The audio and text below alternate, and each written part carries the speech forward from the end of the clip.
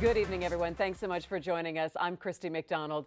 It was an intense news roller coaster this week. The feds dig for Hoffa, a new arena and retail complex for Midtown, a nasty Medicaid showdown in Lansing, and a political shocker in the Detroit mayoral race. So where to start tonight?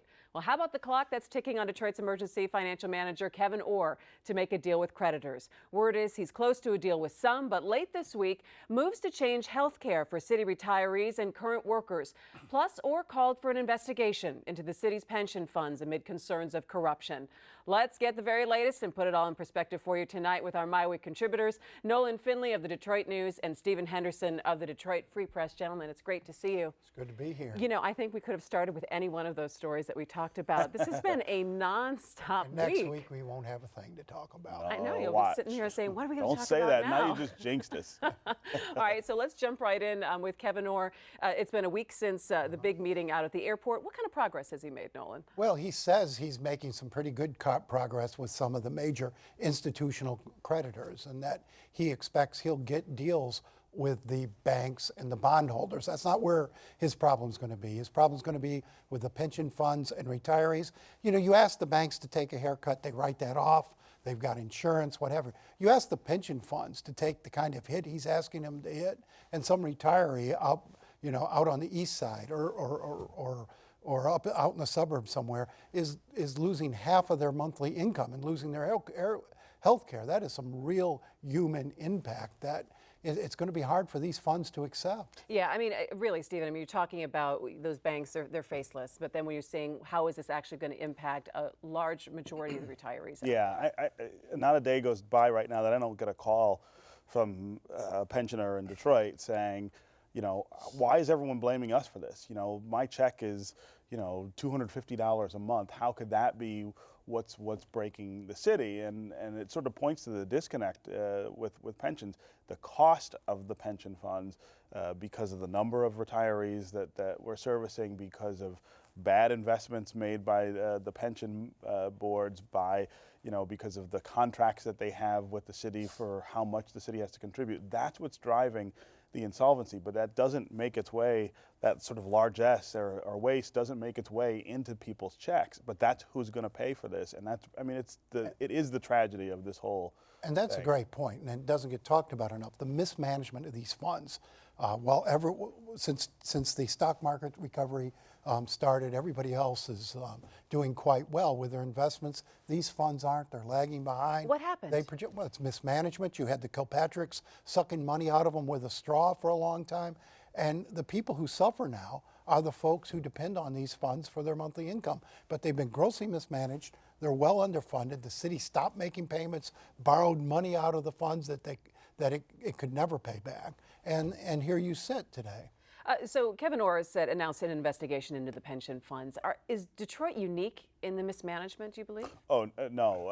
In fact, if you go to some of the other cities that are in bankruptcy right now around the country, you're seeing the same things there, that they're looking into this mismanagement. The difference here, I think, is the scale of the mismanagement and the size of the funds. I mean, these are giant pools of money that have been shorted by people's bad decisions.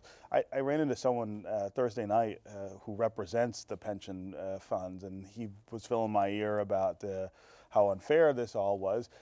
Is it unfair? Well, it is unfair. It's unfair to the people who are going to be feeling the consequences. I mean, the pensioners themselves are not guilty of anything. I mean, they worked for the city. They signed up for the pension that was offered. It's their representatives who did poorly. But this guy was still in my ear about how the pension fund's not underfunded, and that's going to be a narrative you're going to hear them really push. That the actuaries that Kevyn Orr has got to look at the pension funds are somehow making this up. They're undervaluing assets. They're counting this wrong or they're counting that wrong, and so there's this delusion still that they're indulging that's, I think, very dangerous, because it's time to be very honest with the people who get these pensions about what's going to happen. Okay, so Nolan, who do we believe, though? Well, I have no expertise in looking at the numbers, but what Kevyn Orr is doing here. I mean, I would suspect that Kevyn Orr is right, given how everything else we've seen in the city.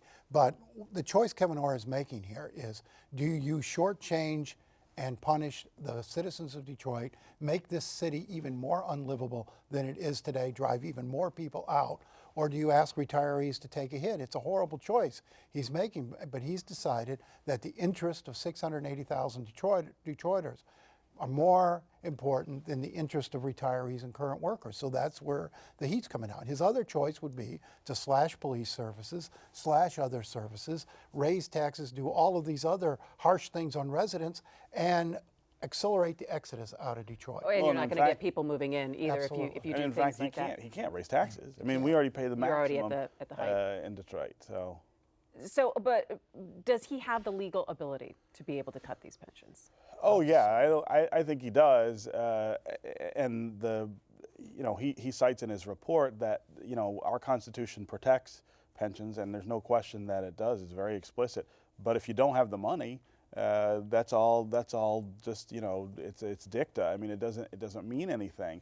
And his position is, we are out of cash. We don't have more money to make up, what is it, $3.5 billion shortfall. But it doesn't these pension protect, the Constitution, I don't think protects it from voluntary changes if Oh no, if yeah. the If they parties can agree. come to an now, agreement. The question is whether they're going to take their chance in bankruptcy court or take the deal that Orr offers. You're starting to hear some of the union officials say, look, we'd rather go into bankruptcy court and make a case that it's better to sell things like the DAIA art than to take grandma's pension and cut it in half. And they're going to, they may roll the dice and put this thing into bankruptcy. Okay, what about the meetings this week about health care and the changes for retirees and also for current workers right now? Is that a viable option? Well, again, there's no choice. There is no more money.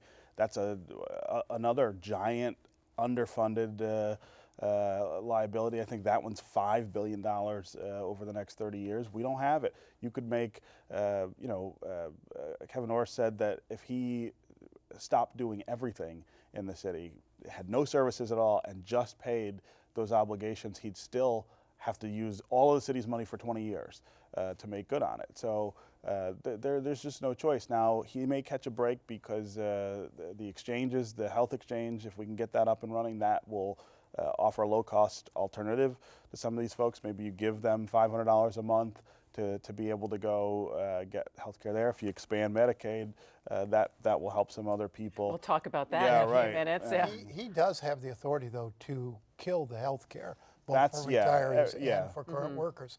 And I believe in these negotiations, he's trying to leverage that to get a perhaps more savings out of health care and take less hit on retirees on pensions. Okay, so bottom line, what's our timeline now, again, over these next, what are we Said looking at, 30 weeks? days.